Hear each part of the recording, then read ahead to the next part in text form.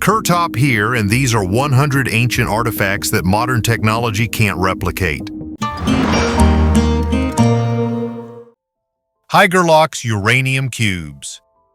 Haigerloch is a small town in southwestern Germany. Right beneath the church, in a chamber carved out of the rock, an attempt was made in 1944 to launch a nuclear reactor. Not a bomb, but a reactor designed to sustain the reaction and run for hours. Werner Heisenberg's team suspended hundreds of cast uranium blocks, the very same cubes, in a tank on steel cables. Below was heavy water as a moderator. Surrounding them was a protective layer, cables, and instruments. The idea behind the design was simple. Slowed neutrons were more likely to hit the uranium, and the circuit had to be maintained without any external tricks. If this was successful, the reactor was considered operational. What went wrong? Material was chronically short. The uranium arrived in batches of varying quality, heavy water was in short supply, and the chamber itself was cramped. The lattice of cubes couldn't be accelerated as much as desired. Engineers adjusted the distances between the suspensions, rearranged the clusters, added rows. The setup refused to come to life.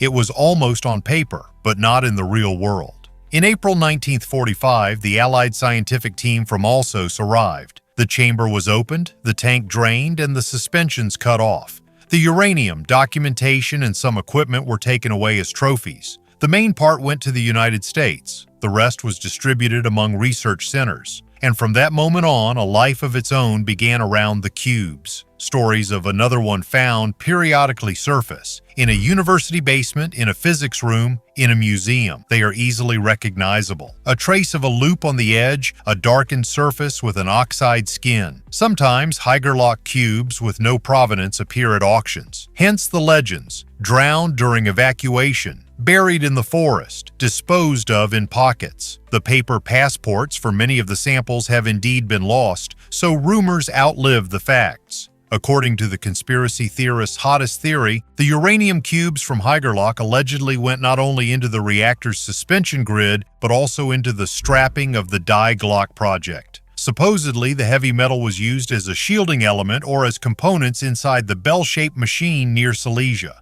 Add to Haigerloch the concrete circle in Ludwigowicz, the purple Zerum 525, and Kammler's name, and the theory is complete. Uranium blanks for the bell, which was supposed to dampen gravity, were cast under the church. But when you strip away the emotion, nothing remains. There are no blueprints, no release documents for the bell, no photos of the components to which these cubes are even remotely connected. The surviving samples from Haigerloch have a clear purpose in a conventional nuclear facility. Their geometry and the traces of the suspensions suggest a reactor grid, not a time machine. Therefore, the cubes equals bell parts theory remains a legend without confirmation, like the bell itself, which most likely exists only in stories. El Toro artifacts. Hundreds of stone and bone objects are circulating online under the name El Toro. Books made of slabs with embossed covers, masks, figurines with almond-shaped eyes, and tablets with unknown writing. They are supposedly found in the El Toro Hills in Mexico, and the total number of specimens is sometimes estimated at several thousand, sometimes even up to 20,000. Some of the artifacts are indeed skillfully crafted with precise carving and repeating motifs. On the other hand, there are no published excavation reports with coordinates, stratigraphy, accompanying ceramics, or laboratory dating that would allow us to distinguish genuine antiquities from modern artifacts. El Toro artifacts are often compared to the Ica stones from Peru, also a mass collection, also themes of misplaced knowledge, also a controversy over authenticity. El Toro is surrounded by expedition reports from enthusiasts and even mentions of laboratory tests, but verifiable publications in specialized journals and museum attributions are non-existent. Until proper reports and dating are available, it's simply a huge pile of privately owned artifacts. Beautiful, of varying sizes, but unsuitable as a source for ancient history. And another important clarification, don't confuse the Mexican El Toro with the Spanish cave, Cueva del Toro. The Spanish site is a classic example of archaeology, layering, context, dating, publications, including works on double-edged bone tools and Neolithic economy. This is precisely what the evidence base looks like, and this is precisely what the Mexican El Toro lacks. The oldest cake. At the Mir necropolis, archaeologists found something that can hardly be called bread. It's a pair of wheat flatbreads about 10 centimeters in diameter, folded like a book and, according to analysis, filled with milk, honey, and sesame seeds. They are approximately 4,200 years old. According to Guinness Records, this is the oldest known cake that has survived intact. The secret to its preservation lay in the technology. The dough was baked between two copper molds heated over a fire. As the cake cooled, a vacuum formed inside, and the cake adhered to the metal, remaining airtight. That's how it was found, whole, without mold or decay, as if someone had just removed the molds. The cake was found in the tomb of Pepi Ankh the Middle, the vizier under Pepi II. The Egyptians placed not only bread and beer in their graves, but also food for the journey to the Duat, a symbol of rebirth and provisions for the journey. Everything comes together here. The recipe with milk and honey, the expensive pans, the careful arrangement. This isn't a cuisine created for taste. It's a thoughtful object for the afterlife, designed to outlast time. And it truly has. Would you like to try this cake? Let us know in the comments below. A timeless sword. When archaeologists opened a flooded tomb in Hubei province in 1965, they found a sword inside that had been in the water for about 2,500 years. It lay in a wooden sheath, unpreserved, unprotected, but it looked like it had been made recently. The blade gleamed. The pattern was clear. It cut through paper like a blade. On the surface was an engraving with the owner's name, Gu Jian, King of Yue. This sword is not just a weapon. It was made with a precision that is difficult to explain. The alloy, the polish, the tightness of the sheath, everything was at the highest level. But the main thing is that it has survived centuries, wars, and complete oblivion and remained intact. Scientists are still not sure how this is possible, but the very fact that such an object has reached us in working order is already a discovery. This sword serves as a reminder that a thing can preserve history better than any words. Has Nazi gold finally been discovered?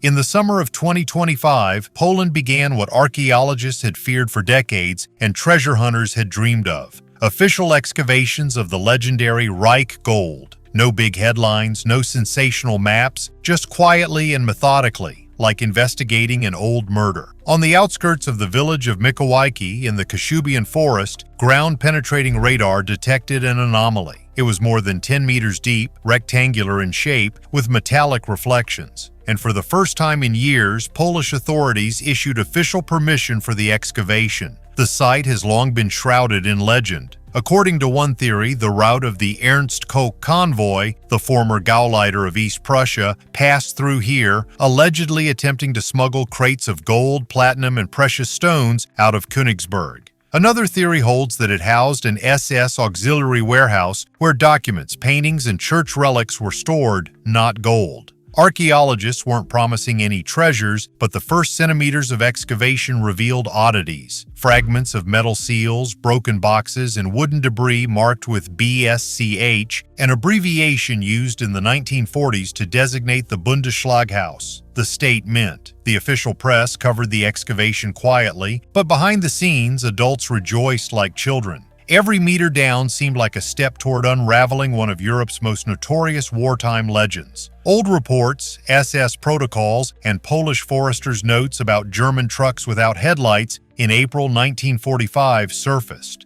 Everything fit together to form a story long considered a fairy tale. But the deeper the excavations went, the more the fairy tale turned into a documentary thriller. At a depth of 7 meters were the remains of a steel grate, fragments of locks, and a layer of bitumen, as if someone had tried to seal the treasure. Scanners revealed a void beneath, and then, for the first time in many years, local authorities allowed journalists in to show what it was like when legend meets reality. The strangest thing happened later. 3 weeks before the end of the season, the excavation site was suddenly sealed. Only a small group of specialists and the police remained on the site. Officially, it was due to the risk of a collapse. Unofficially, it was because they found something metallic, but not what they expected. From that point on, the details diverge. Some speak of a massive door at an angle, others of traces of a tunnel leading under an old road from the Nazi era. Archaeologists remain silent. Their reports are not published. The Polish Ministry of Culture stated only one thing: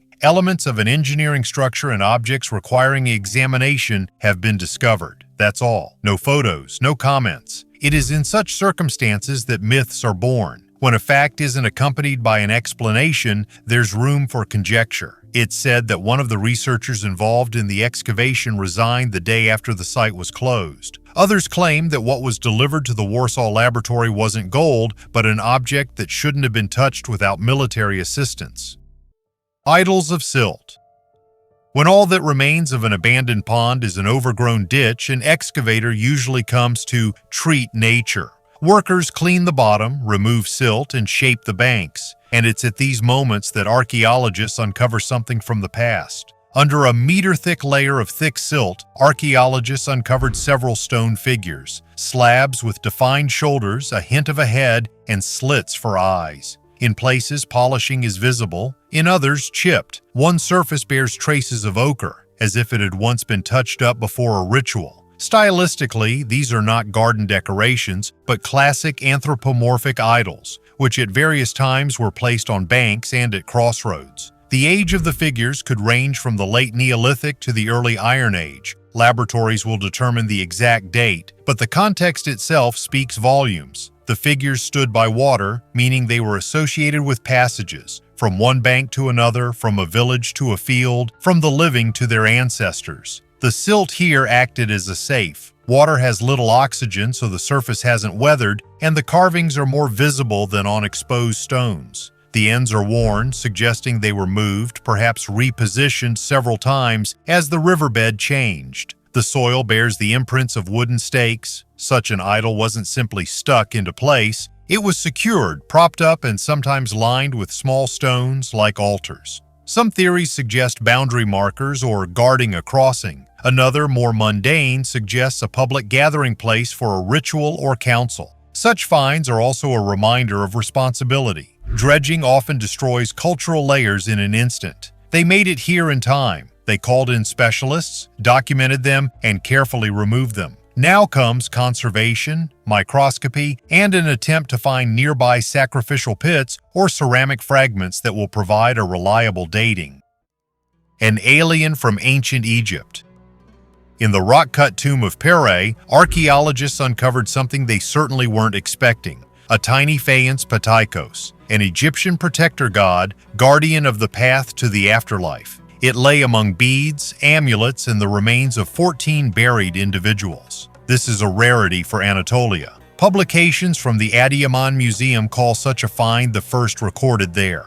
And the key point is immediately clear. This isn't a pretty trinket, but a working amulet, intentionally placed there. In Egypt, patikos keeps evil, wards off illnesses and bites, and guides through dangerous passages. If such an amulet ended up in a Hellenistic tomb in Commagene, it means the family embraced Egyptian protection as part of their ritual. Pere stood at the crossroads of Anatolia, Mesopotamia, and the Mediterranean, hence the trade links and rapid migration of ideas. But trade alone can't explain this. The foreign symbol was incorporated into the local set of funeral rites alongside the familiar beads and pendants. It was the word alien that caught my attention here. The Egyptian amulet doesn't clash with the Anatolian burial form, it completes it, creating a sense of an assembled protective set. The small figurine demonstrates how easily ancient societies incorporated useful foreign symbols into their faith.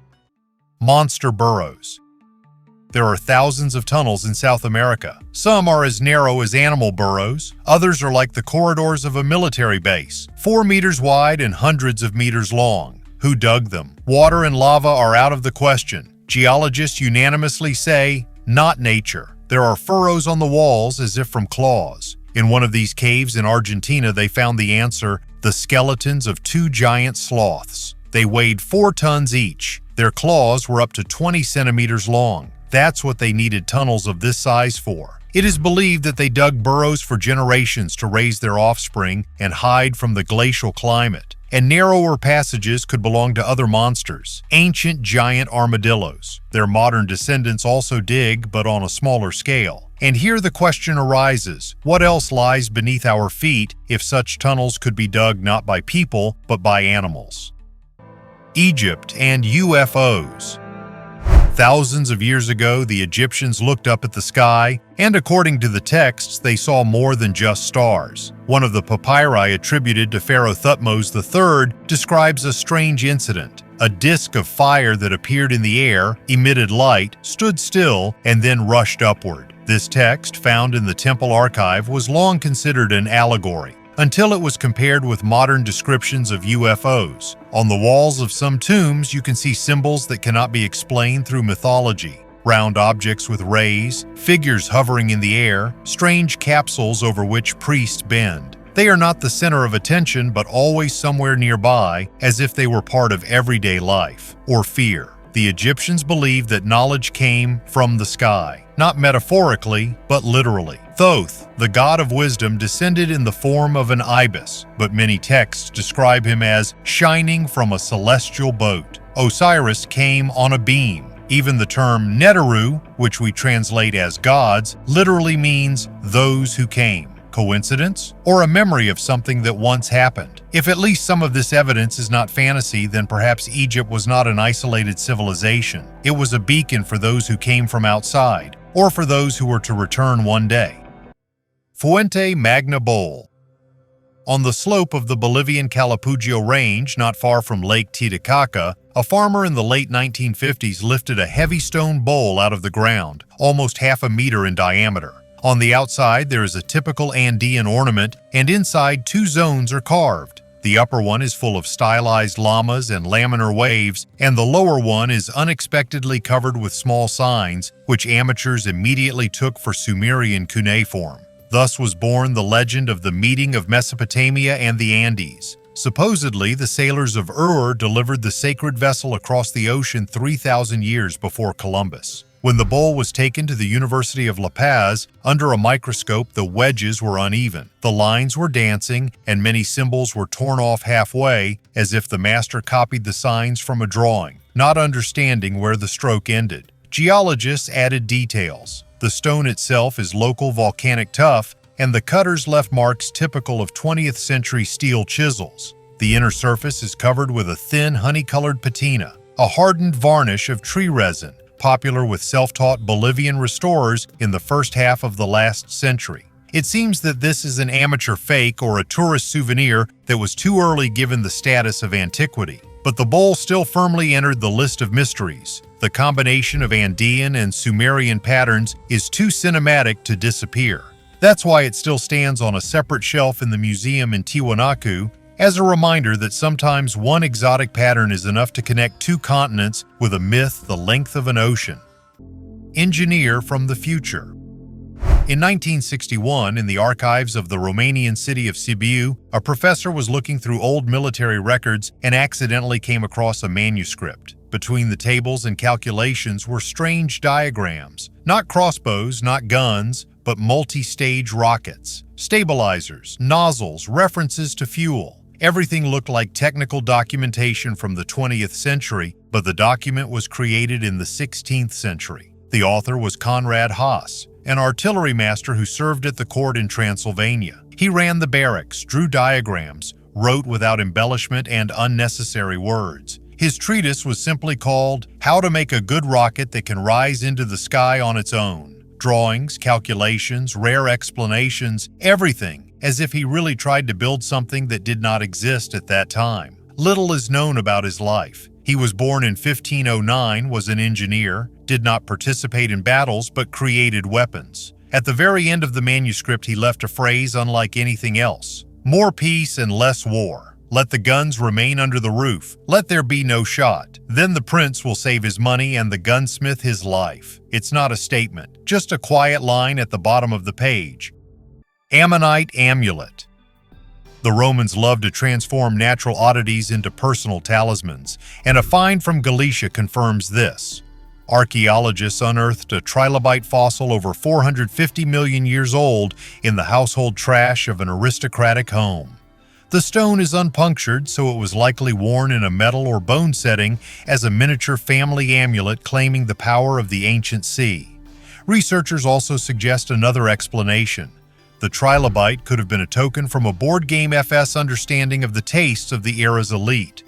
In the ancient world, collecting oddities was fashionable, Emperor Augustus, for example, was as keen on acquiring living fossils as modern billionaires. Such a talisman is not just a decoration, it is a demonstration of control over time. You wear an artifact from the Paleozoic era around your neck, and it is believed to ward off the evil eye and bring good luck. Cleopatra's sunken port. Off the coast near Taposiris Magna, west of Alexandria, archaeologists have discovered a submerged site with evidence of an ancient harbor. Kathleen Martinez's team, along with marine archaeologist Bob Ballard, describes rows of massive foundations, estimated to be over 6 meters high, cemented blocks, column fragments, amphorae for storage and transport, and most importantly, numerous anchors dating to the reign of Cleopatra VII.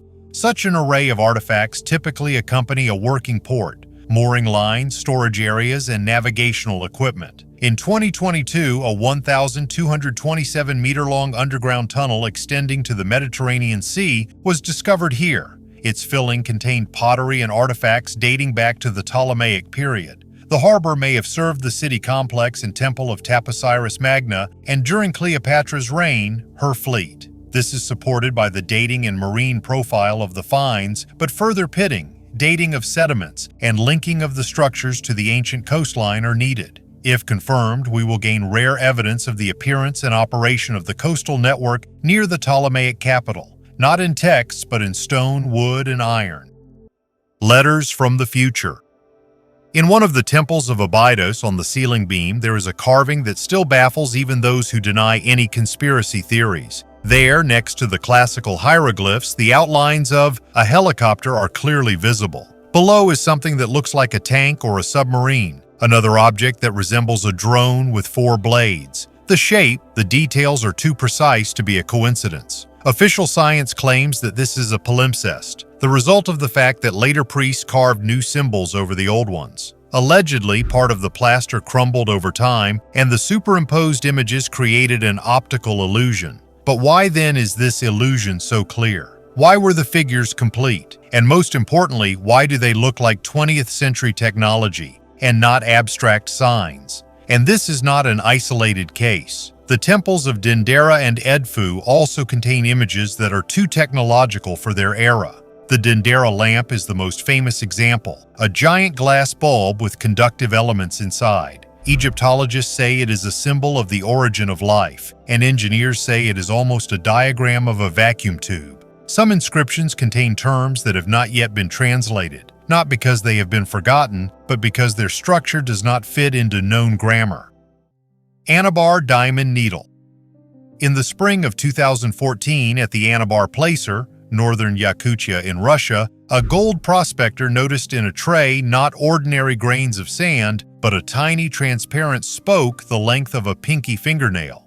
Diamonds almost always crystallize facets, but here, a perfect cylinder without a single edge. The find was nicknamed the sewing needle of the dinosaur age. At the Yakutsk Institute, the sample was tested with laser spectroscopy and an electron microscope. The diamond was confirmed, but on the surface they found a thin film of titanium nitride and cobalt dust, a protective layer that covers artificial technical crystals grown by the CVD method. The source was determined from the alloy marking. In the late 1990s, the Yakut Research Institute made diamond thermocouple probes for measuring the temperature of steel ladles. During testing, the probe cracked and the fragment was sent to the dump. Spring floods gradually washed it into the ancient clay layer. That's where the prospector found it. Scientists quickly established its true origin, but the story turned into a local legend. And every spring, gold diggers want to find a similar artifact again.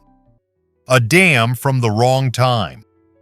On the Vinalopó River near the Spanish city of Elche, there is a stone dam that was long considered to be a construction from the Islamic period. It seemed typical, a powerful structure at the mouth, massive walls, traces of canals. Everything fit into the usual chronology, but a new study based on the method of optically stimulated luminescence has completely changed the picture. It turned out that this structure is 1,000 years older than the supposed date and was built at the end of the 1st century BC, during the era of the Roman Empire. The dam, over 130 meters long and about 4 meters high, turned out to be not just a part of the landscape, but an element of the entire hydraulic system of the Roman colony of Ilici. It worked not only as a flow regulator but was probably also used to irrigate the surrounding lands. This was not a separate structure but part of a complex engineering network. Thoughtful, logical, practical. In this story, there are no cults, no inscriptions, no myths, just calculation, geometry, and a clear understanding of the terrain. The dam was not built for beauty. It was not decorated with bas-reliefs and was not written into legends. It was built so that it would stand, so that it would let water flow where it was needed, so that it would serve the city. And it still works. More than 2,000 years have passed. Civilizations have changed, languages have disappeared, but the dam has remained in its place. Aqueduct on a hill.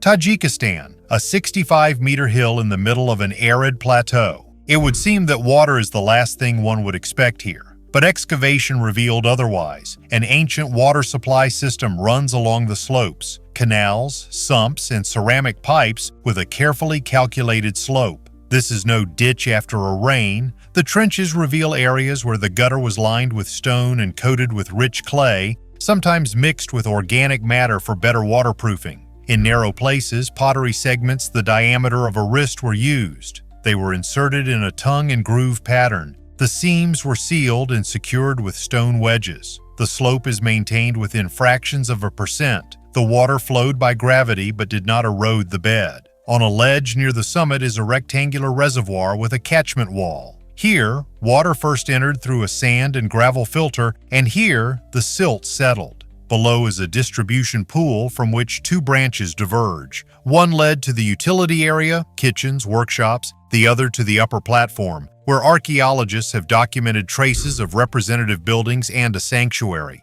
This layout is typical of early Central Asian settlements. First, to provide water for the people and craftsmen, then everything else. Where did they get the water? Traces of a channel extend to the foot of the hill toward a seasonal stream. Judging by the test pits, there was a catchment there, a simple water collection system with a stone box that stabilized the inflow after rains. During the dry months, water was drawn from cisterns. Their bottoms are leveled and plastered, and their walls bear characteristic water lines. Direct dating is scarce, but the accompanying ceramics and construction techniques place the system back to classical antiquity and the early Middle Ages, at least 1,500 years ago.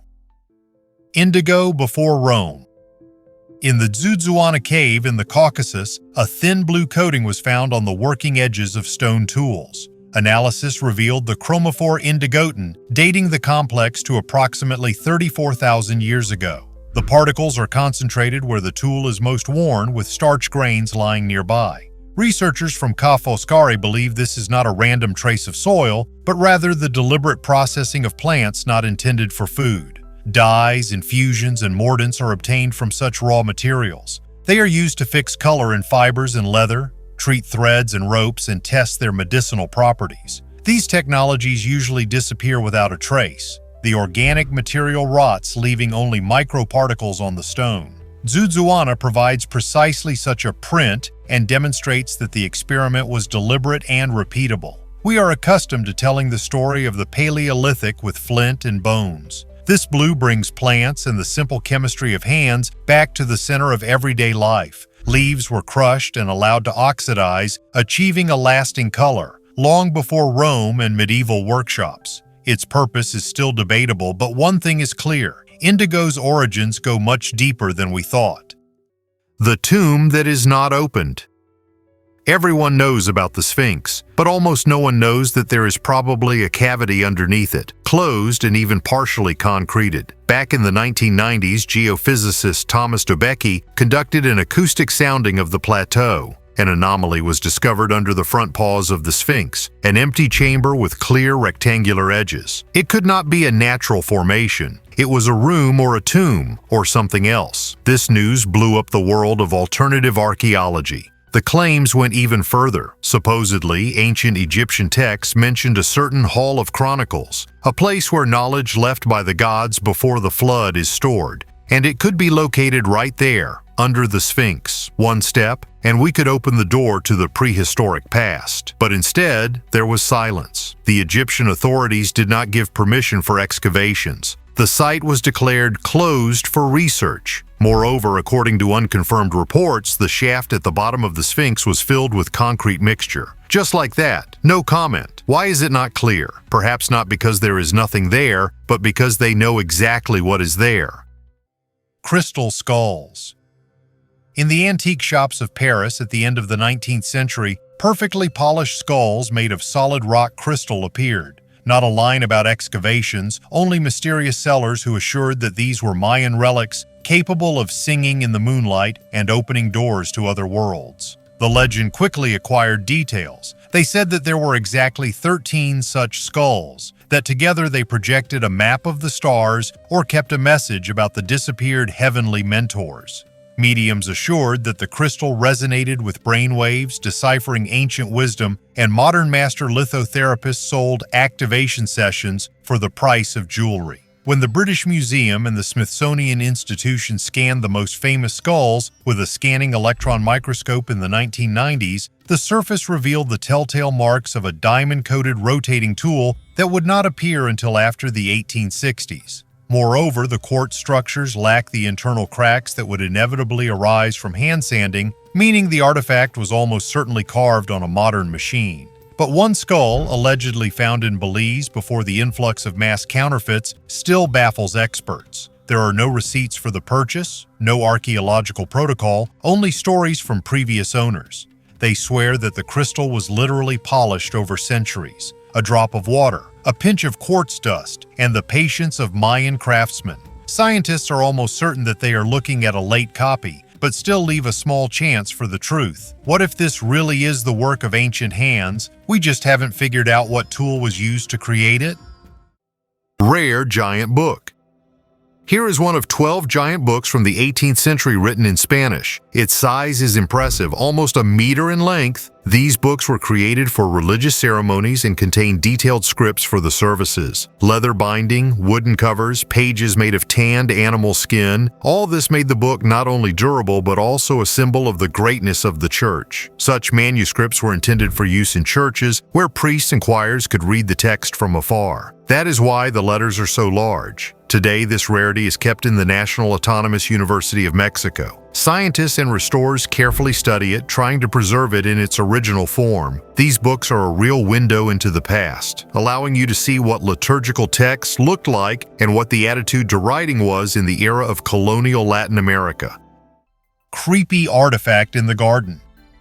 A routine walk with a metal detector turned into a creepy find. A California resident accidentally discovered a mysterious chest buried in a friend's garden. At first, he expected to find only small items like coins or bottle caps, but instead he came across a heavy metal box covered in strange symbols. When the men opened the chest, they expected to see something valuable, but inside there was only dirt and a few plastic flowers. The main concern was the SS emblem, the symbol of Nazi Germany. Among the versions, the chest could have been used by soldiers of World War II to transport trophies. Despite many theories, the origin of the chest remains a mystery. Who buried it and why? Why is there only trash inside? Perhaps soon historians will be able to solve the mystery of this find. Box with code lock. This is a unique 12th century artifact created by Iranian craftsmen. This exquisite object not only served as a storage unit, but also demonstrated the outstanding engineering skills of its time. The box has 4 double dials, each with 16 positions. The combination of all possible settings creates an impressive number of options: 16 to the power of 8 or 4 billion S 294 million S 967,296. This made the box extremely secure since it is almost impossible to guess the code. The materials from which this item is made include brass, gold, and silver. The ornamentation and Arabic inscription covering the surface emphasize the sophistication of the work and testify to the high status of the owner. The box is now kept in the Copenhagen Museum, where it attracts visitors as an outstanding example of technology and decorative art of the medieval East. The date of its creation is determined to be around 1200. Merlin's parchment. Archives often look boring. Dusty folders, bills, names of long-forgotten people. And so it was in Suffolk County, in an old English estate. an ordinary 16th century ledger, and suddenly, under the leather binding, old French text with red and blue initials appears. The archivist stops. An investigation begins that will lead to the most mysterious legend of Britain, the story of Merlin and King Arthur. The parchment turned out to be a fragment of a 13th century manuscript, when legends about the Knights of the Round Table were at the peak of their popularity. Specifically, it is part of the Suite Vulgate du Merlin cycle, plots describing how Merlin acted after Arthur's coronation. Less than 40 such copies have survived, and each one is unique. But this one was sewn into the cover, like trash, because in the 16th century, old parchments were often used for bindings. The paper was expensive. Scientists could not touch the find. It was too fragile. Then technology came into play.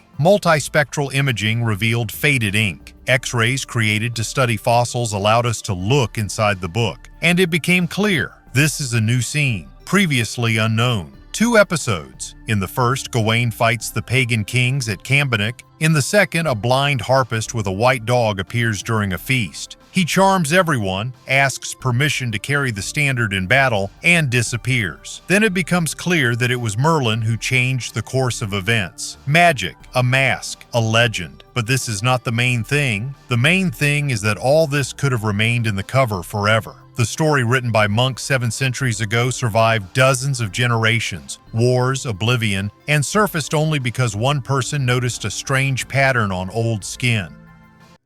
Bird shamans. In Peru's Tanguche Valley, a wall from the courtyard of an ancient temple was excavated. A double-sided fresco approximately 6 meters long with high-relief friezes and rich polychromy, blue, yellow, red, and black tones. In the center is a giant bird of prey with outstretched wings.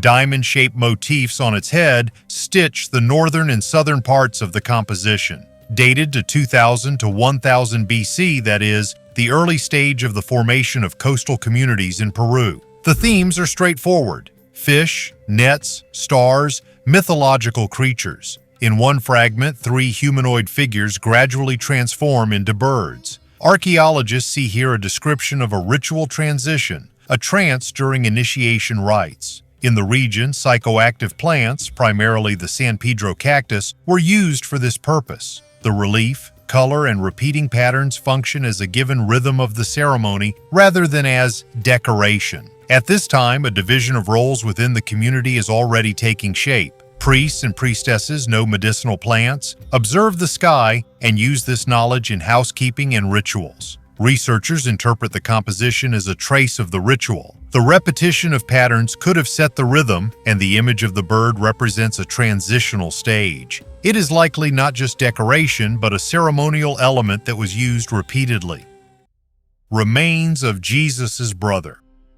A 2,000-year-old ossuary with the inscription, "James, son of Joseph, brother of Jesus," has been discovered in Israel. This has sparked a heated debate. Perhaps the box contained the remains of James the Just, the first bishop of Jerusalem and brother of Jesus. Today, the artifact is on display in Atlanta among 350 ancient relics from the time of Christ. However, its authenticity remains in question. The owner of the ossuary, collector Oded Golan, was accused of forging the inscription, claiming that he added the phrase, "brother of Jesus." But after a multi-year trial, the charges were dropped, although the judge clarified that this does not prove the authenticity of the artifact. If the inscription is real, the ossuary will be the oldest material evidence of the existence of Jesus. In the 1st century, Jews kept the bones of the deceased in limestone boxes, so the discovery of such an ossuary is not surprising. In 2017, another artifact related to him was found, the ancient text, The First Apocalypse of James. It says that Jesus passed on secret knowledge to his brother, including a prediction of his death. This text was banned because it did not correspond to the canonical New Testament. Melted steps.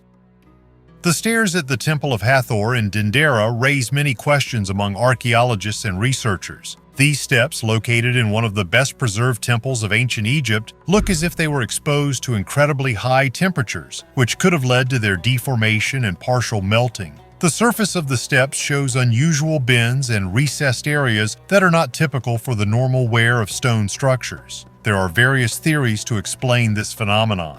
One hypothesis suggests that the steps could have been damaged as a result of some unknown thermal impact, for example, ritual fires or processes associated with ancient technologies. Another theory points to possible construction errors. If the stones for the steps were formed directly on site from a liquid solution, then the interruption of the hardening process could have led to an irregular shape and softness of the material. Scientists are still studying this phenomenon, adding another mystery to the rich heritage of ancient Egypt. Mummy of a Yakut lion. In November 2024, Russian paleontologists completed the study of a unique find, the mummy of a Homotherium kitten that had lain in the Yakut permafrost for about 35,000 years. This is one of the rarest specimens of ancient predators that dominated vast territories for millions of years, from North America to Africa. Homotheriums were powerful predators, competing with lions, saber-toothed tigers, and even hyenas. They hunted in packs, and their fangs, although shorter than those of smilodons, were thicker and stronger, allowing them to pierce the skin of large animals, such as young mammoths. Unlike solitary ambush smilodons, Homotheriums preferred driven hunts, like wolves. Their powerful paws and developed chests made them hardy pursuers. The find from Yakutia allowed scientists to study the kitten's appearance in detail. At 3 weeks old, it already had a massive neck, a wide muzzle, and paws resembling skis ideal for moving through the snow. A comparison with a modern lion cub showed that Homotherium was stockier and more muscular.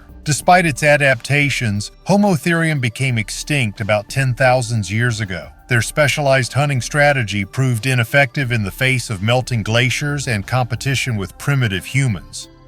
Thuringian dagger.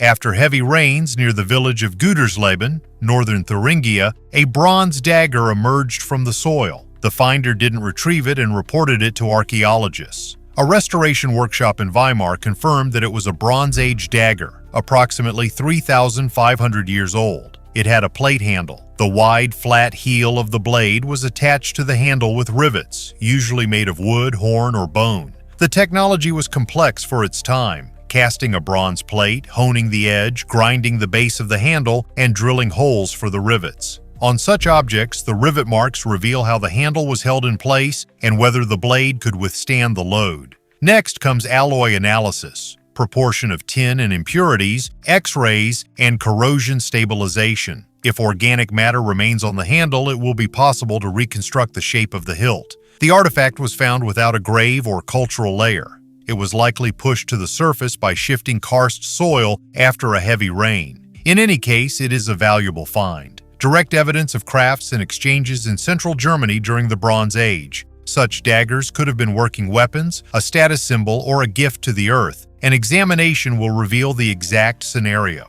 Unauthorized searches are prohibited in the region, and prompt reporting of a find preserves both the object and information about it. After examination, the dagger is planned to be displayed at the Elric Regional Museum, from the field to a display case with a clear history of its origin. Deserted castle. In the middle of the dunes in the Algerian desert there is a ruin. Lonely, without roads, without a name. Tourists do not get here. There are almost no satellite images. The place is called Sar Dra, but this is unofficial. Ksar in Berber means palace or castle, and Dra is the name of the river that once flowed nearby. No one knows who built this castle. No exact dating, no remains of a settlement around, only stone outlines against the sand. It seems as if the structure was cut out of time and simply forgotten. It is amazing that even in the era of geolocation, drones, and expeditions, there are places that almost no one has heard of. And perhaps it is these ruins that are most important because they do not fit into the usual picture. 3,600 years of silence.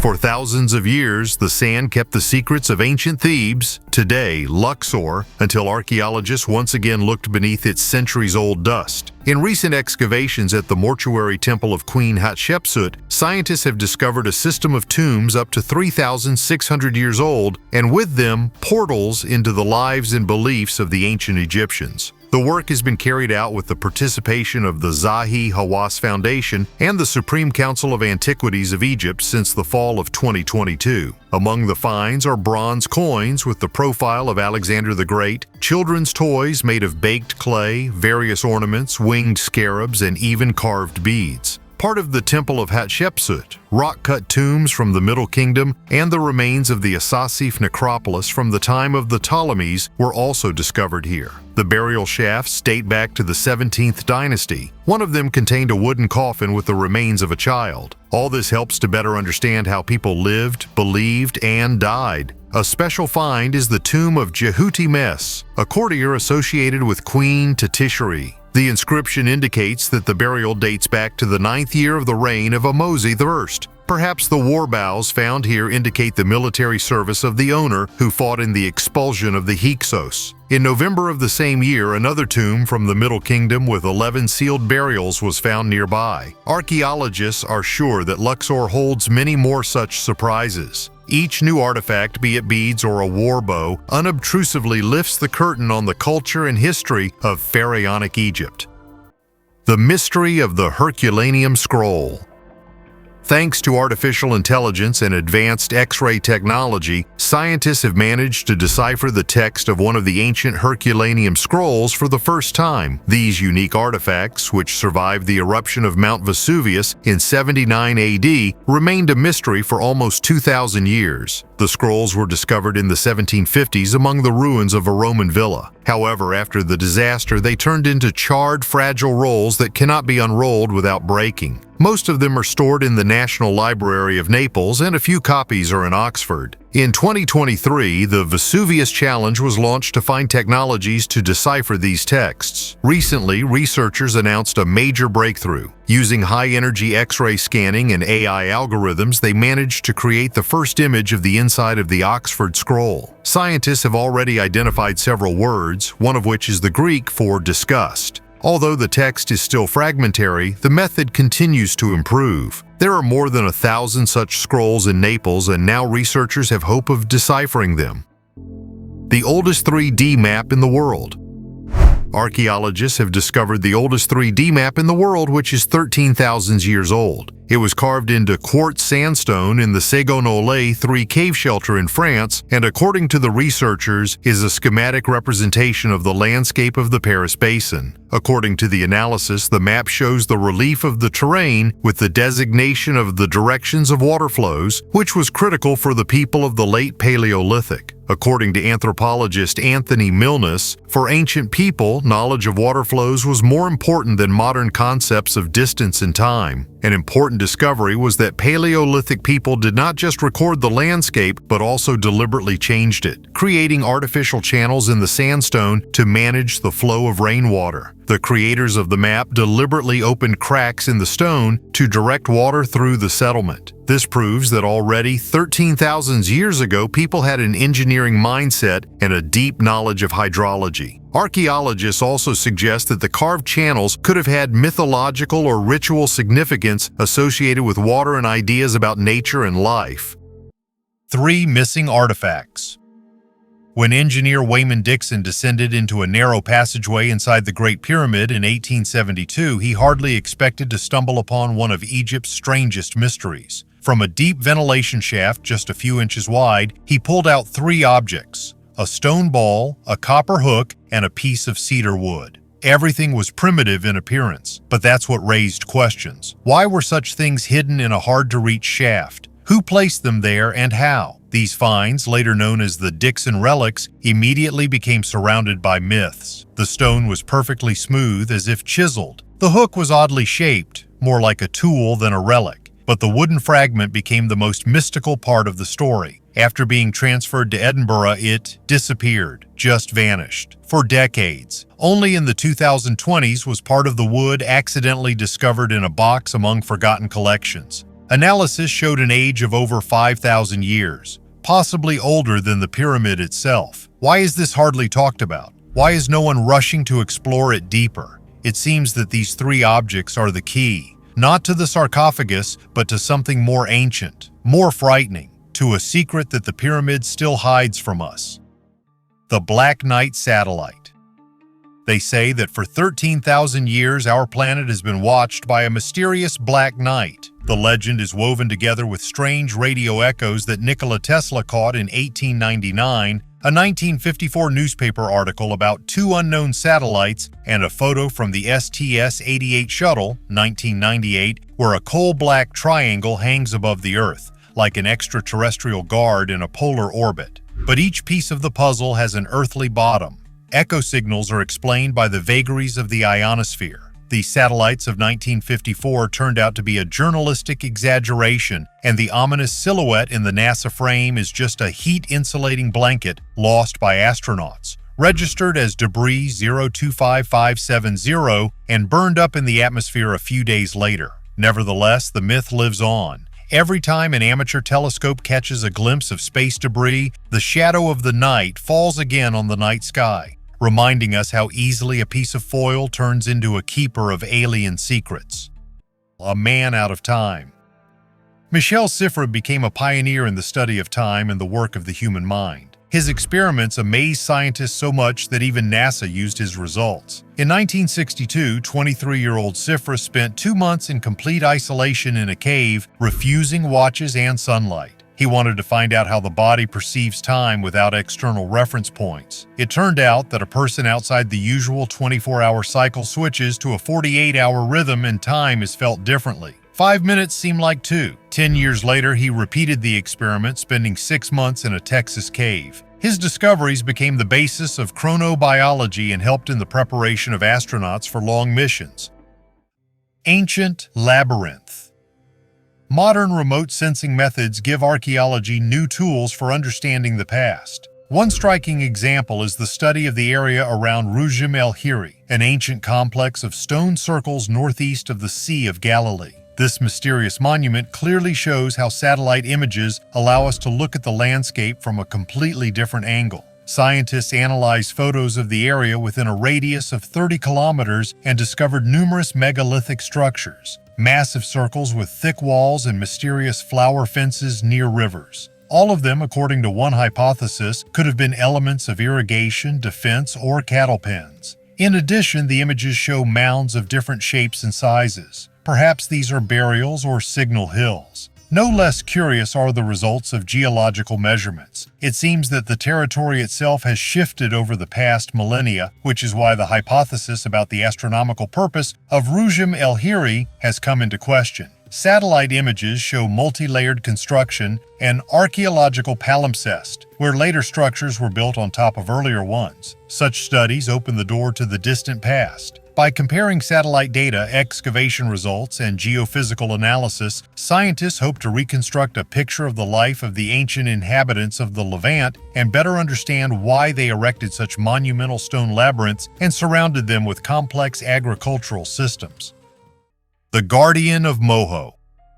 In the highlands of Peru, in the Mojo region, there is a stone statue. Not tall, outwardly simple, but nevertheless causing a strange feeling. At first glance, it is just a carved monolith in the Tiwanaku style. Clear lines, a static pose, hands folded on the stomach. But the longer you look, the more it seems that the figure is out of context, as if it did not come from this time, and not even from this continent. The statue is called Mojo Huaca. Its base is made in the form of a cross, reminiscent of the Andean chacana, an ancient symbol where each side denotes a level of the world, upper, middle, lower. But in this case, the cross is twisted in a spiral, clockwise, which in itself is rare and perhaps indicates a ritual meaning lost over time. However, what attracts attention most of all is not the style or the symbolism, but the strange similarities. The pose of the statue, its hands lowered and folded on its stomach, its direct gaze, all of this unexpectedly echoes the images of the Moai from Easter Island. And even earlier, with the stone steles from Göbekli Tepe in Turkey. The same composition, the same gestures, the same restraint. Completely different cultures, separated by thousands of kilometers and centuries, but seemingly using the same language of form. Wooden wheels of Lejda. In 2002, archaeologists dug up a 70 centimeters diameter wheel with an oak axle in the Slovenian marshes of the Ljubljana marshes. Radiocarbon dating showed an age of 5,100 to 5,350 years. Older than the Sumerian carts and even older than any official date from school tables for the invention of the wheel. The design is striking in its simplicity and maturity at once. Two maples connected with oak tenons, traces of carbon along the rim. It looks like it was fired for strength, as if the craftsman already knew the techniques of maintenance. At first, many bloggers were sure that the find rewrites history. Supposedly, European hunter-fishermen from the Neolithic pile villages were ahead of Mesopotamia. Scientists treat the find without sensations. The dating is confirmed, but the maple disc may have been part of a simple hoist for fishing nets or a two-wheeled wheelbarrow and not a wheel for a large cart. Even such a modest version is important. It means that people could have come up with the idea of the wheel at least twice, independently of each other.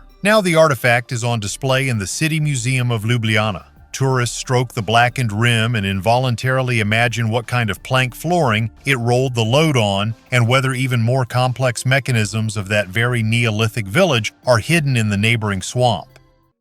Memorial marks on the bricks of history.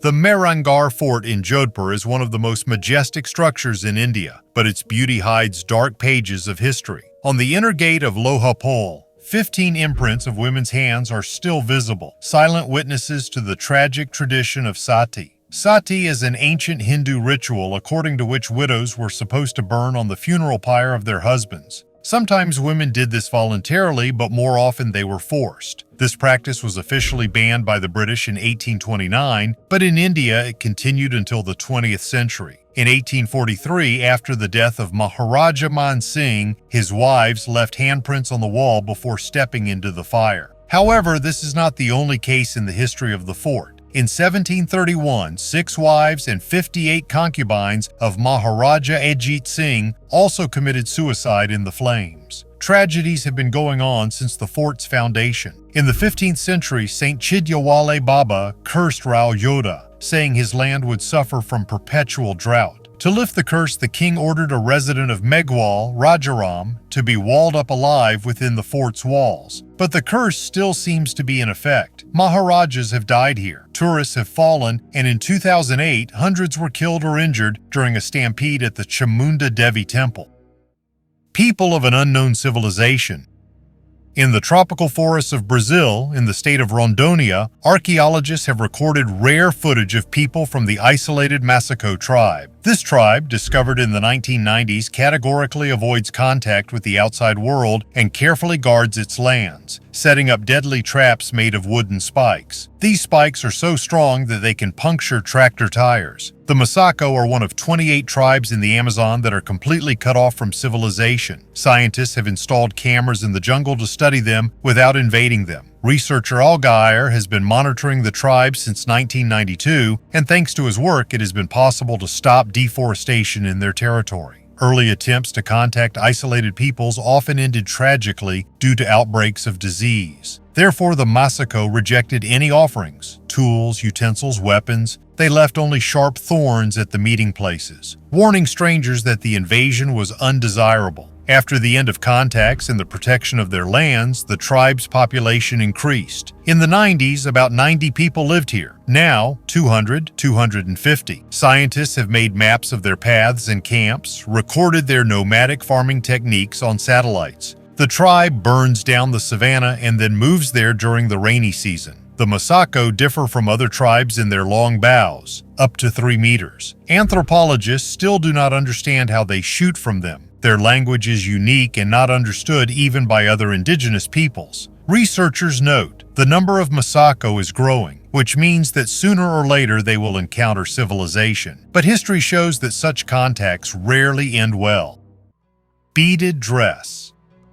Here is one of the rarest ancient Egyptian garments, a beaded dress dating back to around 2550 BC during the 4th dynasty. This was the time of the construction of the Great Pyramids, and such outfits were worn by noble women, perhaps even priestesses. The dress is made in the form of a mesh structure of hundreds of small faience beads, creating the effect of scales or fish skin. It was worn over a thin linen tunic, which made the image not only elegant but also symbolically significant. The Egyptians believed that such clothing could grant protection and favor from the gods. It is amazing that the dress has survived in this form for thousands of years. This is not just an item of clothing, but an artifact that gives us an idea of the fashion, traditions, and aesthetics of the ancient Egyptian elite. Today it is kept in a museum and is one of the most outstanding examples of ancient textile art.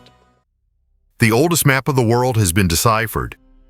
The British Museum has revealed the secret of one of the oldest maps of the world, a clay tablet from Babylon, created about 3,000 years ago. The so-called Imago Mundi, found in the city of Abu Haba, Sipar, in Iraq, has been kept in the museum's collection since 1882. The tablet depicts a simplified whole world as imagined by the inhabitants of Mesopotamia. The center is occupied by a rectangle of the Euphrates River. Around it are circles and rectangles denoting cities, including Babylon. Everything is surrounded by a bitter river, the salty waters of the Persian Gulf, and the Mediterranean Sea. According to cuneiform specialist Irving Finkel, this is a schematic reflection of the space where people lived and died, and beyond it, according to the tablet, there were 8 remote regions. The Akkadian text on the top and back of the map tells the story of the creation of the world and recounts one version of the story of the Great Flood. According to it, around 1800 BC, God commanded King Utnapishtim to build an ark, the remains of which were supposedly left behind a bitter river on a mountainside. A missing fragment of the tablet discovered in 1995 helped scientists decipher the story more accurately. In addition, the Babylonian god Marduk is mentioned, as well as fantastic creatures such as the Scorpion Man and the lion-headed bird Anzu, confirming the rich mythological world of the Babylonians.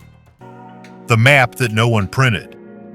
In the archives of one of the European libraries, lost among the manuscripts of the 17th century, there is a map on which Egypt looks different. It is drawn by hand, with details, rivers, ridges, temples, but some things on it do not match. In the area of the modern desert, where according to the official version there was nothing, cities are indicated, with names, with streets. Some are in places where now there is only sand and rocky plateaus. When this map was first digitized, researchers thought that the author had simply made a mistake or made it up, but then satellite images showed that outlines similar to city forms are indeed there, under the sand. They are not visible from the ground, only from above. Who made this map? Where did he get data that even Napoleon did not have? One of the names on it coincides with the ancient Egyptian word meaning gate of return. Some are sure that this map is a copy of an even more ancient source, lost or hidden, and that means someone had information about Egypt that we will never see again.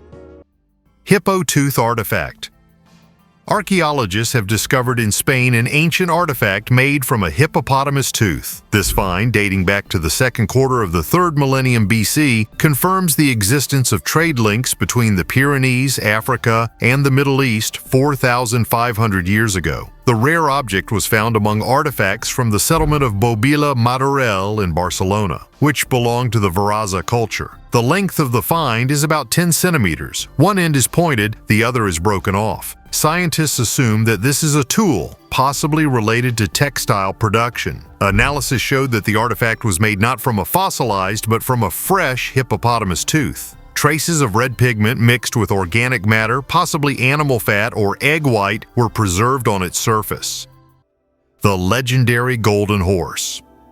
Not long ago, the news that the legendary golden horse of King Mithridates Eupator was allegedly found near Anapa, Russia, was spreading across social networks. It is noteworthy that similar messages had already appeared in 2021, turning out to be an April Fool's joke. Now, excavations underway in the area of the village of Anapskaya have once again forced people to discuss this story. During rescue operations at a site for a future kindergarten, archaeologists discovered a burial ground about 2,000 years old. In one of the burials, they found not only human remains, but also horses. In others, horse skeletons, glass and ceramic dishes, various beads, as well as weapons and harnesses. Items, including beads made of amber, carnelian, and faience, indicate the connections of local tribes with the ancient world. Among the finds was a scarab, a symbol of rebirth among the ancient Egyptians. Of particular interest were the glass vessels, which were widespread throughout the periphery of the Roman Empire thanks to the improvement of blowing techniques. Despite the excitement, there is no direct evidence that this is indeed the golden horse of Mithridates. Scientists emphasize that legends easily grow, and the rich burial of a noble person may well acquire fantastic features over time.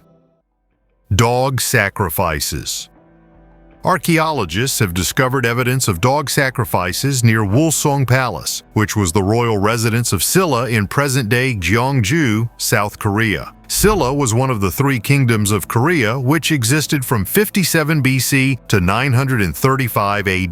The city of Sorobol, present-day Gyeongju, was the capital where a crescent-shaped fortress palace complex was built. Human and animal remains, likely used in rituals, have previously been found at the main entrance of the palace. A recent expedition uncovered a circular structure on the outskirts of an ancient settlement southwest of the palace. Inside, archaeologists found the bones of 2 dogs, arranged symmetrically, as well as a knife, a wooden comb, shark teeth, and a crystal necklace, all placed in a wooden box. An analysis of the artifacts suggests that the find dates back to the 3rd century BC. Traces of fire around the area indicate that the site may have been burned after the ritual. At the time, the region was part of the Jin-Han Alliance, the predecessor of the Silla Kingdom.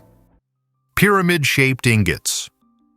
Northern Bosnia on the Sava River. Underwater archaeologists are recovering from the seabed not jewelry or coins, but hundreds of iron bipyramidal ingots, rare blanks from which knives, arrowheads, and parts for everyday items were forged 2,000 years ago. These double pyramids are rarely found in finds. Previously, single specimens were found in museums in France, Germany, Slovenia, and Sarajevo, but here, an entire warehouse is found. This dates to approximately the 1st or 2nd century BC, a time when local exchange networks were being restructured under Roman pressure, and iron was becoming the main currency of the crafts. The archaeologist's theory is simple. These are sunken cargo. The river was rocking, which could have capsized the barge or even swept the cart into the water during the crossing. The current carried away the lighter goods while the heavy bipyramidal ingots lay in piles on the seabed. The site was measured with reference points and a 3D model was created using photogrammetry. Each ingot was immediately placed in distilled water to slow corrosion. Next comes the chemical analysis. Analysis will reveal what ore was used to smelt the iron and what routes it was transported. If the routes match, the Sava will emerge as a powerful transport corridor even before the arrival of Rome, and Bosanska Posavina will become a hub where iron was transformed into power, weapons, tools, and infrastructure. This is a rare case where a hoard reveals not luxury but production. These are not finished goods, but semi-finished products and logistics, a useful insight into the economy of the time. Such finds provide insight into what was traded and how it was transported. Carpet of permafrost. In 1949, archaeologists opened an ancient Scythian burial mound in the Altai Mountains and found a real surprise inside. A carpet, a real one, woven dark red with images of riders and horses, as if it had lain not for 2,500 years, but for a couple of winters in a grandmother's chest. Nearby is a wooden cart, decorated harness, golden figurines of animals, felt panels, and the body of a man with tattoos in the form of deer and griffins. Everything was preserved in incredible condition. The secret is in nature itself. The tomb was dug just below the permafrost layer, and meltwater in the spring soaked everything inside, then turning into ice. And on top they poured a dense mound of stones, which did not allow the earth to warm up even in the summer. The result was a natural refrigerator that stored fabrics and wood without access to air for thousands of years. It is unclear why the nomads tried so hard. Perhaps they believed that the soul of the deceased should return to the incorruptible body, or they simply wanted to preserve the chieftain's house in perfect condition. And the carpet still amazes. Its knots are smaller than those of Persian carpets, the colors are bright, and the technique is so subtle that one can only guess where and how they learned to make it. Unusual warhammer. This unusual warhammer from Saxony is a unique example of Renaissance weaponry. Its design is amazing. The warhammer combines 5 elements: a hammer, an axe, a trident, a pick, and a retractable spike. The spike is activated by turning the handle, which makes the design not only functional, but also very sophisticated from an engineering point of view. According to a surviving document, this weapon was purchased in July 1593 for the Saxon court. The price was 30 thalers, and the author of the work was the famous master Balthasar Hacker, whose products were distinguished by exceptional complexity and aesthetics. Perhaps the hammer was intended for Christian II, who was only 10 years old at the time, or for the regent Friedrich Wilhelm I. The weapon has been preserved in excellent condition and is now on display in the Dresden Armory. The length of the hammer is 79 centimeters and the weight is almost 2.5 kilograms. A continent underwater. At the bottom of the Strait of Madura near the island of Java, archaeologists have found something no one expected. Not a sunken ship, not artifacts, but an entire ecosystem. Layers of earth in which the remains of Homo erectus, fragments of skulls, and traces of life, about 140,000 years old, are preserved. Along with them are the bones of giant bulls, turtle shells, traces of bones broken to extract bone marrow. This is not just an ancient human site. This is a fragment of a submerged continent, a vanished world that once connected the islands to the mainland. Scientists call it Sundaland. Today it is underwater, but back then it was plains, something like an Asian savanna with rivers, forests, and herds of large animals. On the bones of animals, archaeologists found traces of processing, like that of mainland Homo erectus, but until now it was believed that Javanese groups did not have such skills. Now it is clear there was contact between populations and cultural exchange too. People passed on to each other methods of hunting, disassembling carcasses, processing shells. This speaks not only of technology but also of memory, of the transfer of knowledge. In addition to traces of hunting, remains of mollusks and river sharks were found. Everything indicates that there was once a rich, living, complex landscape here where man was part of the ecosystem, and now all this is on the bottom. Sundaland sank underwater tens of thousands of years ago. Without noise, without traces of cities or temples, it simply disappeared. And if it were not for random finds on the seabed, we would not even know that it existed. This reminds us, huge chunks of history can disappear not from a catastrophe, but from time. And all that remains is a fragment of bone left in the silt. The pyramid that wasn't built.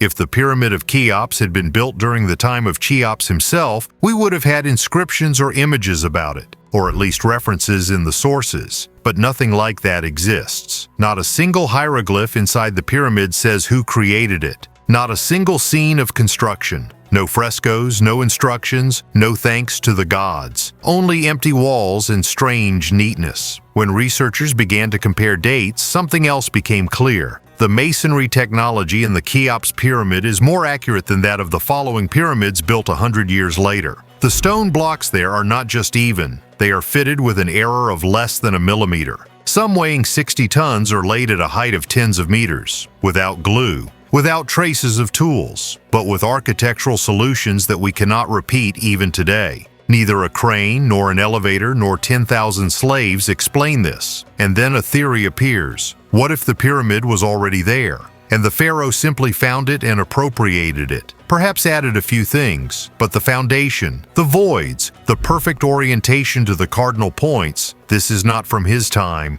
This is from something more ancient, more precise, perhaps even non-human. Some scientists call this a structural anachronism. But in essence, this pyramid does not fit into the era or logic or history. Jade cicada.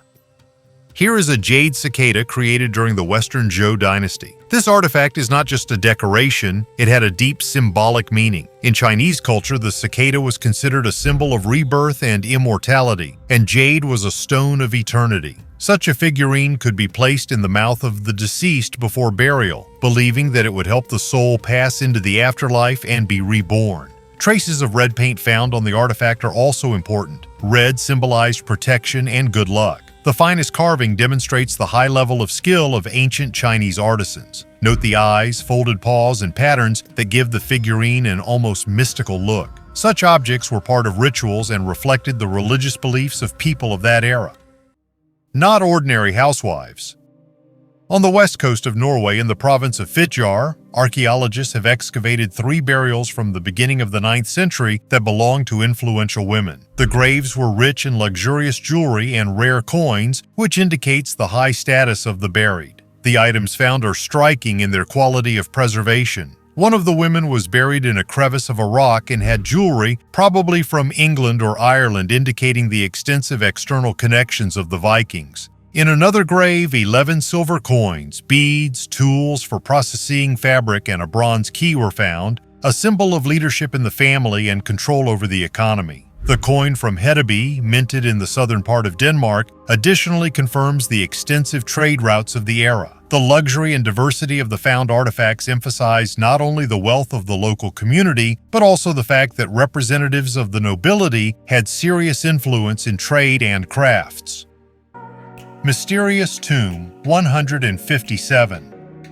During excavations in the eastern part of Croatia, in the settlement of Raseza, archaeologists discovered a mysterious medieval burial site called Tomb 157. It attracted attention due to its unusual location and strange ritual features. The tomb was located under the floor of an ancient church along the southern wall, and on the remains of the deceased lay massive stones, which, according to researchers, could have been placed there specifically to prevent his possible resurrection. This fact, as well as the special position of the body, led to the assumption that the burial is associated with the belief in vampires. Anthropological analysis showed that the remains belonged to a man aged 50 who performed heavy physical labor during his life. However, the most mysterious thing is the deliberate damage to the skeleton. His torso was directed downwards and the head was separated from the body. Such unusual burial practices were previously encountered in Europe and were often associated with the fear of the dead who could return to life. The historical context also adds special significance to the find. The settlement of Raches existed from the 13th to the 16th century and belonged first to the Templars, then to the Hospitallers, and later passed into the hands of local nobility. Archaeologists have discovered 181 burials here over 15 years. Some graves contain traces of non-standard burial rituals, including decapitated bodies and dislocated bones, which testifies to ancient superstitions and fears. An analysis of historical sources confirms that even after the adoption of Christianity, belief in evil spirits continued to persist in Slavic countries. Are these finds really 300 million years old?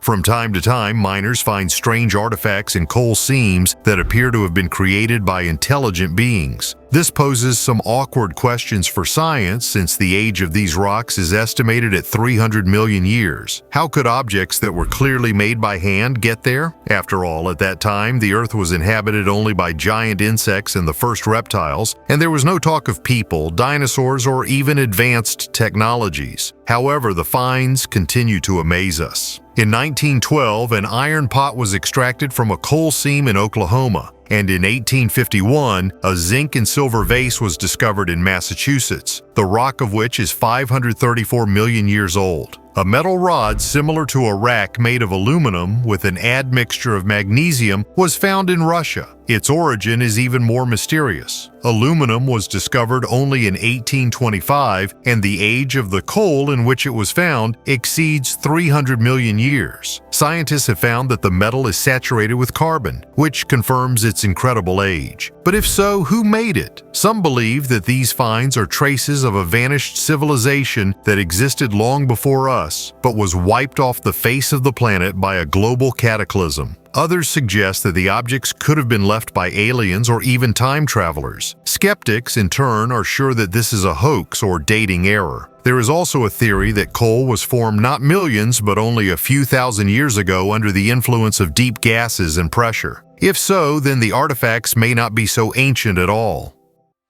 Shigir Idol.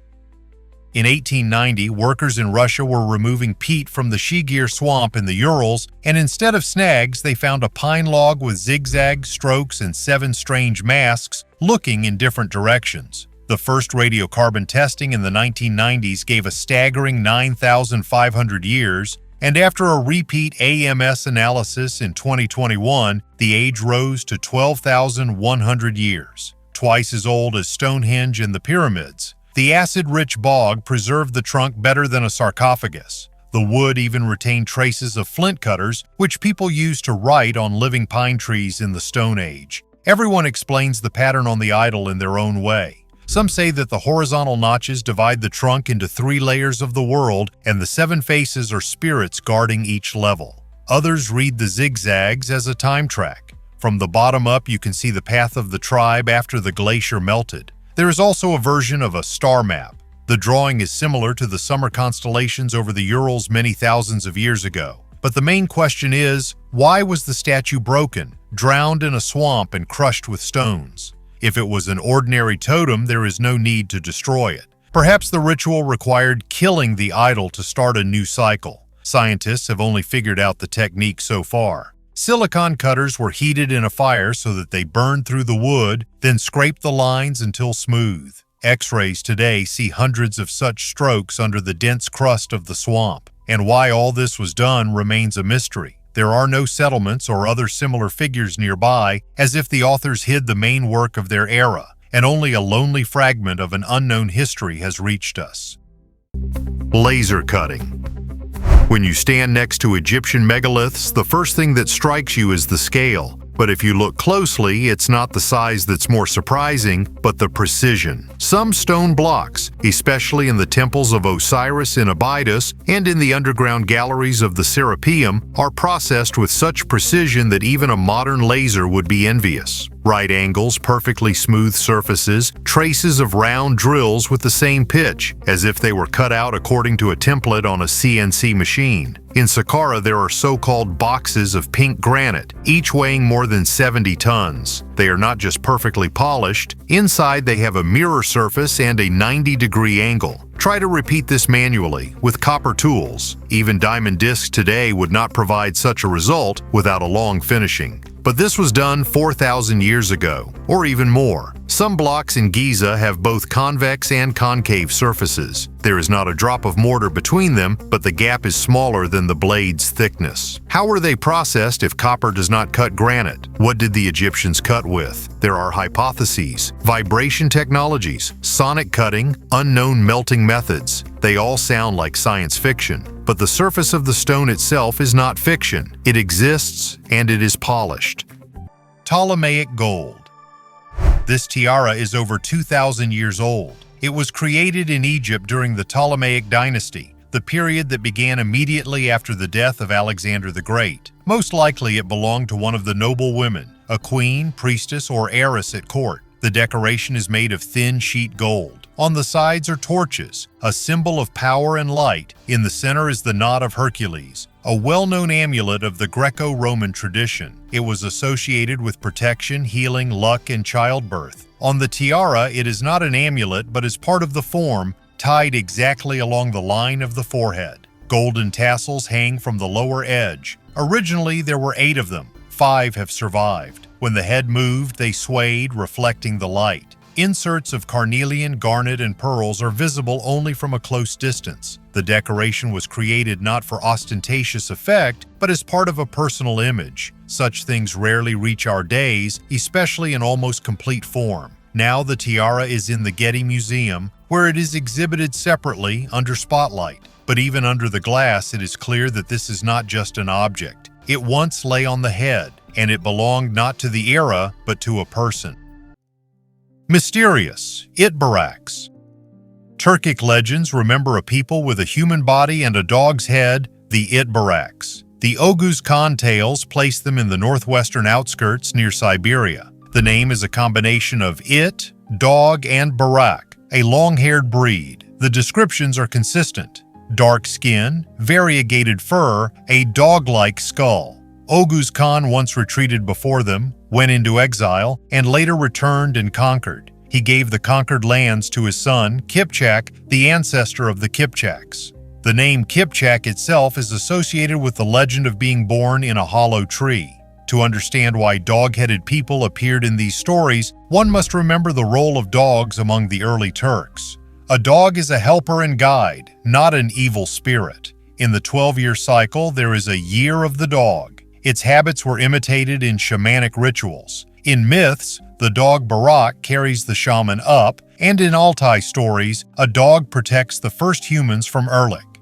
Thus, one's own dog represents protection and a connection with the spirits. Against this backdrop, Itbaraki is the image of outsiders. The same canine features, but no longer a protector, but a boundary and a threat. This technique is understandable. It marks the edge of our world and reminds us of the rules of conduct in a foreign land. Parallels are found among neighboring animals: Greek cynocephaly, Indian guardian dogs, and European chronicles of northern tribes. The pattern is the same everywhere. An unusual face equals a sign of distance. One can debate whether the impression was based on a real one, masks, totemic headdresses, or distant neighbors with an unusual appearance. But tradition doesn't necessarily require this. In legends, Itbaraki referred to those on the other side. This is how they mark the border of their world.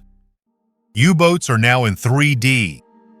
We're used to seeing submarines in archival photos, black and white silhouettes and legends. Now things are different. Submarines are now read like architecture. Multi-beam sonar, photogrammetry, underwater laser, and a Type 7 or 9 hull unfolds on the screen down to the rivet. Details that explain an entire war are visible. The first thing that strikes you on real models is the damage. On one submarine, the stern is twisted like a tin can. A depth charge detonated near the rudder. The skin sheets are turned outward, a crack runs along a seam, and the direction of the shock wave is immediately apparent. This isn't speculation. 3D shows the geometry of the metal, and it doesn't lie. Another has a hole near the bow below the waterline, and nearby is a trace of a cable. It looks like a mine cable was caught, and then a destroyer's fire finished it off. Such things used to be guessed from eyewitness accounts. Now they're visible. The most striking feature is the hatches. On many submarines, they're frozen in one position. Some are open, indicating the crew was attempting to exit. Others are closed and jammed, with air bubbles and sludge visible inside, indicating rapid escape.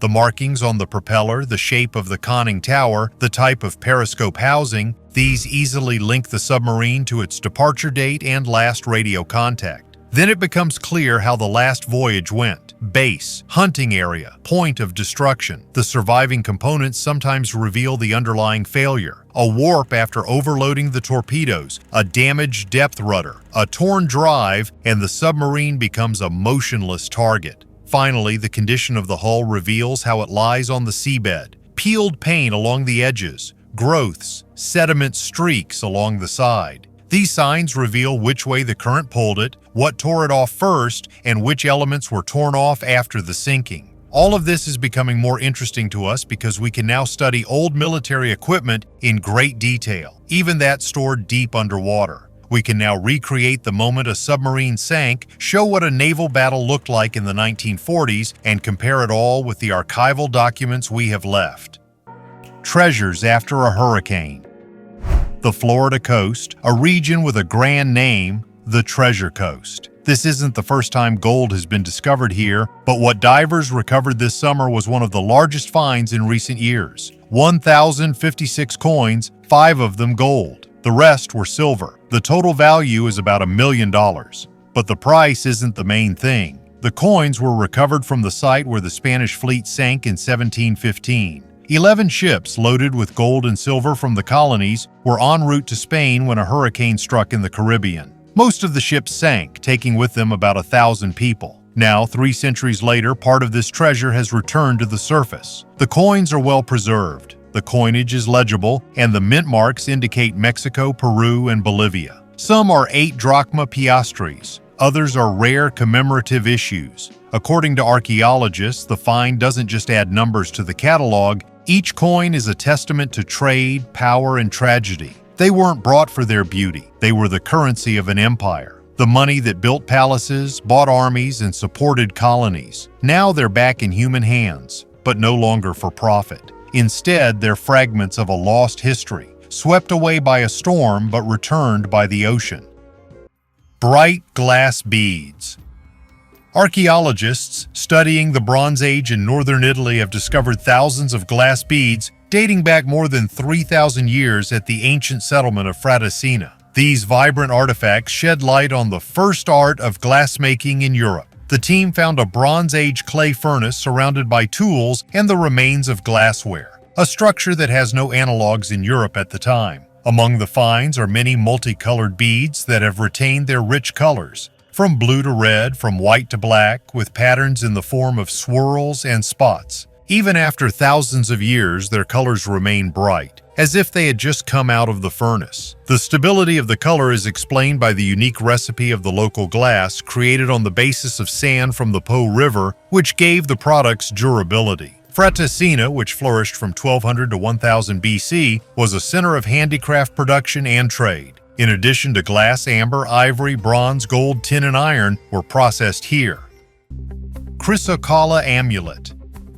The Egyptians took flowers seriously and gave each one its own meaning and quality. Researchers knew that the color green symbolized growth, harvest, and health in Egypt. It was important enough to place scarabs carved from green stone next to the hearts of mummies. But no one suspected why the color green was also so important when it came to Egyptian children. According to ancient records and hieroglyphs, the youth even wore green makeup. A recent discovery shows that Egyptian parents believed that this color could protect their offspring. When examining a child's mummy, a leather pouch with a bright green chrysocolla amulet was found on the body. When a child died 4,700 years ago in Egypt, malachite was the most widely available green mineral. Chrysocolla was a rare commodity, available only in Sinai and the East Egyptian desert. A similar chrysocolla figurine depicting a boy supports the theory that a certain green-colored mineral was used only by children. Several experts agree that the amulet found on a toddler who died of malaria was likely meant to ensure health and safety in the afterlife.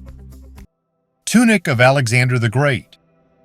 Archaeologists have discovered a fragment of rare purple fabric in a tomb at Vergina that may have been part of Alexander the Great's tunic and symbolized his power. The fabric was found in a gold vault next to the remains of a man buried wearing a gold wreath. The piece of fabric is a rare cotton for the time dyed with Tyrian purple, an expensive dye associated with kingship. Purple clothing was traditionally worn by Persian kings, and Alexander adopted the practice after his victory over Darius III, emphasizing his divine status. Some historians believe that the tomb is that of Philip II, Alexander's father, while others believe that the artifacts may have belonged to Alexander himself or his brother Philip III Aridaeus, who inherited the royal regalia. Among other artifacts found were a gold diadem, a scepter, and a wreath with oak leaves, details often mentioned in historical sources about Alexander's royal regalia. The frieze of the tomb contains a hunting scene, which, according to researchers, depicts Alexander in a purple tunic.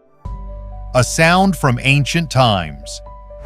In a residential area of Akhenaton, the capital of Pharaoh Akhenaten, built in the desert as a symbol of his new religion, archaeologists discovered something that at first glance might have seemed insignificant. A small bone cylinder, the size of a fingertip, with a carefully cut hole and a chamfer at the mouthpiece. Only upon closer examination did it become clear that it wasn't a decoration or a fragment. It was a whistle. The material is a lightweight tubular bone, likely from a bird or small ungulate. Its surface shows traces of polishing, and inside is a dark coating that forms with prolonged use. Everything suggests that it wasn't simply stored, it was used. It produces a stable tone, and by blocking the hole, the pitch can be changed. Not a musical instrument, but a perfectly functional signaling device. The exact purpose is unknown, but there are working theories. In Amarna, as Akhenaten was called, such objects are found only rarely, and only in residential or artisan areas. It could have been a children's whistle or a toy, or a signaling instrument in a workshop to drown out the noise of the courtyard and signal assistance. There is also a theory about its ritual use. In Egypt, sound often accompanied domestic rituals, processions, and prayers. The whistle is carved cleanly with uniform proportions and bevels. All this indicates that such objects could have been mass-produced in small batches near the bone-carving workshop. Perhaps it was part of everyday life, as common as dishes or a lamp. Each find in this episode is not about a legend, but about a person, about their choice, fear, hope, mistake, about what they did, not knowing that someone would excavate it, and perhaps this is where true archaeology lies. Thank you for watching this video to the end. Bye, everyone.